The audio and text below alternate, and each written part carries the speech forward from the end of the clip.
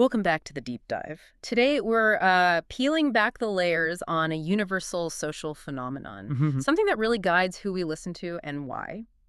You handed us a really unique source this time. It's a fascinating piece. Yeah, it's this piece of deep reflection that sort of bypasses the noisy headlines and, it forces us to look right at the wiring of fundamental human behavior. Absolutely. Our mission today is to take an in-depth look at this concept, respect that comes from power.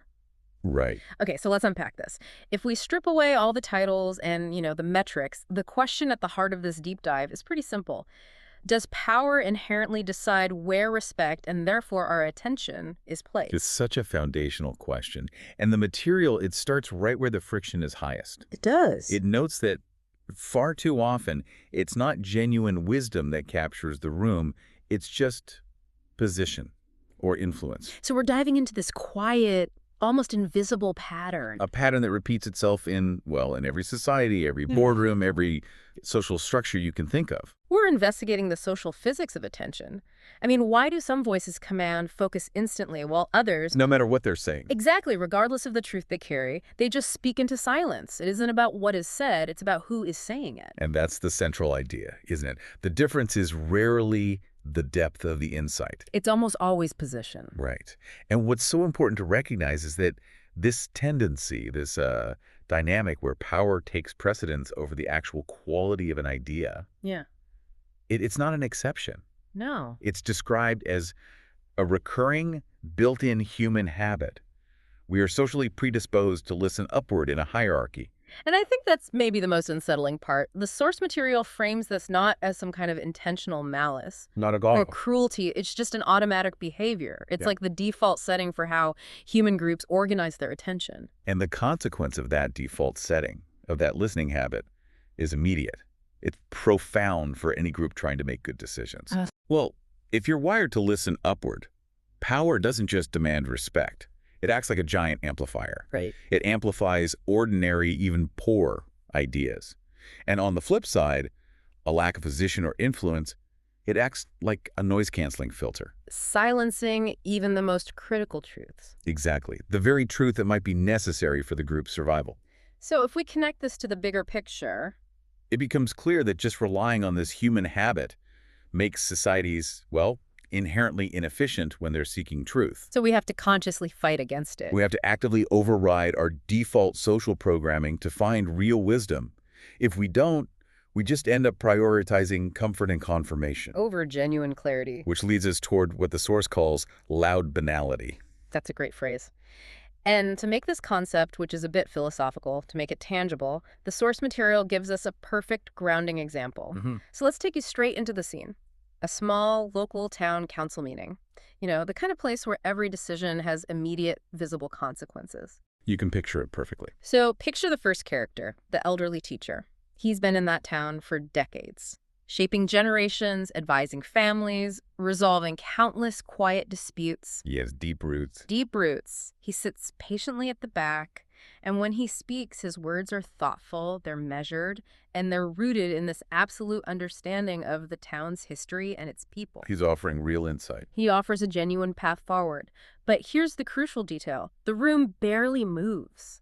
Silence. Yeah, his words carry almost no visible weight. The discussion just flows right past him. And that silent acceptance of his deep truth is so critical. It shows that in a structured environment like that, experience and measured intelligence, they're often discounted. Why do you think that is? Well, the teacher's wisdom requires the listener to do the work, Ah. to reflect, to integrate, to maybe even change their mind. And that's a high social cost. It's easier to just ignore it. Okay, so then moments later, the dynamic shifts entirely. Here comes the second character, the wealthy contractor. Huge contrast. He arrives late, sort of dominates the doorway. He speaks loudly, repeating an obvious surface-level point that offers absolutely no new insight into the problem. And yet, And yet, the reaction is immediate and fundamentally different. Every head in the room nods. People are taking notes diligently. so why the drastic change? I mean, it's so clear that the weight of the contractor's words wasn't about the truth they contained. Not at all. It was about the influence he possessed, his position, his financial leverage, his ability to affect local commerce that translated directly into social currency. So listening to him becomes A transaction. It's a transactional act for the council members. Because, yeah. And it's not just about, kissing up. It's social risk mitigation. What do you mean by that? By agreeing with the person who holds the power, the council members are signaling alignment. They're reducing their personal risk, and they're hoping for favorable outcomes down the road. So it's the social physics of the room overriding common sense. Perfectly put. The quality of the input becomes irrelevant. The speaker's position is everything. Which brings us to the most profound observation here about the teacher himself. The man who had just delivered this measured truth only to see noise amplified moments later. He didn't argue. No. He didn't stand up in frustration. He didn't offer a bitter retort. Why the silence? That decision, that choice to step away from the conflict, that is where the deepest wisdom of the entire narrative lies. Okay. The elderly teacher understood something many people spend their whole careers, their whole lives trying to grasp. Which is? True wisdom does not require validation or applause from the crowd. Its truth is self-evident. It doesn't need to be liked or shared. So his silence wasn't resignation, it was a strategic choice. A choice. He chose patience over the bitterness of fighting against these deeply entrenched human habits. He knew it was a losing battle in that moment. He recognized that wasting energy to prove his point to people whose listening was transactional. It wasn't going to change the underlying social dynamic. It would just drain him. And that choice preserved his dignity. His dignity and his endurance. The wisdom he lived by wasn't diminished because a few people didn't take notes. He continued living with clarity, knowing that enduring truth survives even when it's systematically ignored by the current configuration of power. He kept his internal house in order. That's the ultimate long-term victory, which, it raises a really important question for you, the individual learner listening to this. Mm-hmm. When we focus so much energy on being heard and validated by the power structure, how much of our own clarity do we sacrifice in that process? That's a powerful question. The source suggests that individual growth, it actually accelerates precisely when we stop chasing that external validation, when we start trusting the true, clear insights within ourselves. The council didn't clap for his idea, but the idea itself didn't become false. That distinction between external recognition and internal clarity is so powerful. So if we distill all this reflective analysis down, what are the, say, 4 most actionable pieces of advice the source leaves us with for navigating this reality? The lessons are very explicit, and I think they serve as a perfect counterbalance to our social wiring. Okay. Let's start with the first one. Respect based on power is temporary. That's key, isn't it? Because position is often so fleeting. Exactly. The moment the title is gone, or the money walks away, or that contractor loses his influence, the respect it evaporates. Because it was never really directed at the person. Or the idea. It was directed at the leverage. Understanding that, it helps us stop envying or chasing that shallow form of respect. Exactly. Which leads directly to the second lesson. Wisdom often speaks softly. Why do you think that is? Is it because it doesn't need the volume? It doesn't need external volume to establish its value. Think about the most profound scientific discoveries or philosophical truths. They often come from deep, quiet observation. It's the noise, the insecurity, and the temporary power that needs to shout to make its presence felt. So if we want wisdom, we have to consciously turn down the societal volume knob. We have to learn to listen for the quiet. And the third lesson follows that same thread.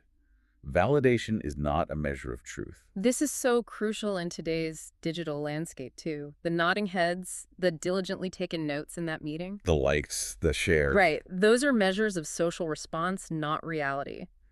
The town council validated the contractor, but it didn't make his ideas any less superficial. So we have to train ourselves to separate the quality of an idea from the applause it generates. It's a difficult skill to learn. Very. And finally, the most profound lesson we take from the teacher's quiet endurance. Dignity does not depend on recognition. That takes a tremendous amount of strength. It means your self-worth is not tied to whether or not the powerful people in the room took notes when you spoke. That's it. The teacher maintained his dignity not by demanding recognition, but by realizing that his truth, his experience, and his character were independent of the room's transient opinion. That is enduring power. Not the contractor's power. Not at all. And this is the ultimate call to action for you, the listener. The broader relevance here is huge. Societies and groups, they only rise in quality when they figure out how to bypass this core human habit. And learn to listen differently. And actively learn to listen beyond the loud, recognized voices of power and seek out that quiet, measured voice of true wisdom. It requires intentional structure and humility. So as you go back into your environment, whether it's a meeting, a dinner table, or an online discussion, you are going to see this dynamic again and again. It's unavoidable. So we should leave you with something to think about. I think so. Reflect on this. Think about a recent time when you found yourself in a situation, much like the teacher, when recognized influence amplified a lackluster idea, and your truth, your insight was met with silence. And consider how choosing silence and patience over frustration in that moment actually preserved your own clarity, your energy, and your dignity. That quiet